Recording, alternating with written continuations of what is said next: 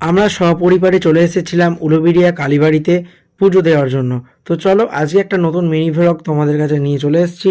কেমন লাগবে অবশ্যই ভিডিওর সাথে থেকেও দেখতে থাকো, দারুণ মজা হবে। তো রাম রাম বন্ধুরা, শুভ সকাল সবাইকে। আমি দেবাশিস নতুন একটা ভিডিও তোমাদেরকে অনেক অনেক ওয়েলকাম জানাই। আর আশা করছি তোমরা সবাই অনেক অনেক ভালো আছো, কারণ হচ্ছে তোমরা ভালো থাকলেই আমার ভিডিও দেখো, এটা আমি জানি। দেন চলো, এখন আমি রেডি হয়ে গেছি। কোথায় যাচ্ছি সেটা তোমাদের বলে দেবো। এখন প্রায় বাজে 11:30। তো আমি যাচ্ছি, ভাই যাচ্ছে, আর দুটো বোন, জেঠুর মেয়ে আর কি, আর মা বাবা। তো কোথায় যাচ্ছি সেটা তোমাদের গেলেই বুঝতে পারবে। এই যে ফার্স্ট আমাদের জন্য টোটো চলে এসছে, মানে আমাদের একটা চেনা জানা জেঠু। তো টোটোয় করে এখন চলে যাচ্ছি আমরা সকলে সপরিবারে উলুবেড়িয়া কালীবাড়িতে, কালীবাড়ি স্নান করার জন্য। তার কারণ হচ্ছে কাল বাদ পরশু হচ্ছে কার্তিক পুজো। কার্তিক পুজোর জন্য আমরা যাচ্ছি হচ্ছে গঙ্গা স্নান করতে। বাড়িতে যেহেতু নিজেদের পুজো, তাই একটু শুদ্ধ হয়ে আসি, কারণ আমরা এতদিন অপবিত্র ছিলাম মনে হচ্ছে, তার জন্য আমরা যাচ্ছি শুদ্ধ হতে। তো চলো, চলে যাচ্ছি ফাইনালি গঙ্গা স্নান করতে। আর স্নান করতে যেতে যেতে গাড়িতে এত মজা ঠাট্টা হচ্ছিল না, কি বলবো তোমাদেরকে, বলে বোঝানো যাবে না। সবাই মিলে একসাথে যাচ্ছে একটা ছোট গাড়ির মধ্যে, পুরো দারুণ, পুরো ফিলিংসটাই না আলাদা লাগছিল। তো এখন যাচ্ছি কালীবাড়িতে, কালীবাড়ি যাই, তারপর কথা হবে অনেক।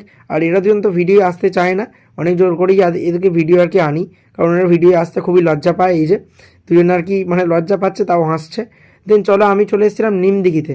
এখানে এসে একটা ঠাকুমার দোকান থেকে দুটো মালা নিয়ে নিচ্ছিলাম, কারণ গিয়ে মা কালীর কাছে এটা দেবো, দিয়ে পুজো দেবো।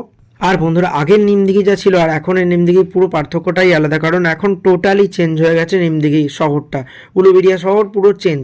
তো এখন যাচ্ছি একটা পাড়ার ভিতর দিয়েই যাব, কারণ অতটা ঘুরতে যাব না। বেশি ঘোরা মানে বন্ধুরা সময় নষ্ট, সময় নষ্ট করতে গিয়ে আমরা আসিনি, যাবো ডিরেক্টলি স্নান করে পুজো দেবো। আর এই চলে এলাম আমরা আনন্দময়ী মায়ের মন্দিরে।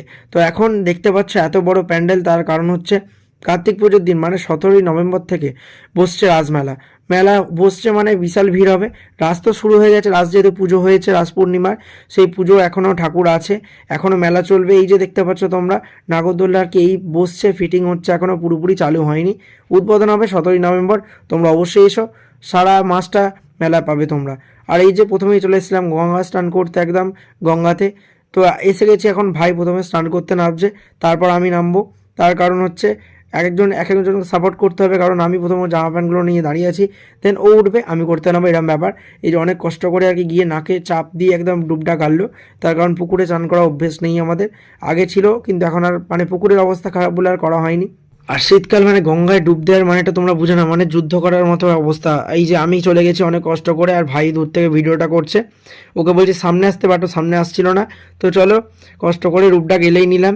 তারপর ডুব গেলে একটু ঠান্ডা ঠান্ডা ওয়েদারে, কিন্তু সত্যি কথা বলতে মনটা শান্তি হয়ে গেল, শরীরটাও শান্ত, একদম ঠান্ডা শীতল হয়ে গেল।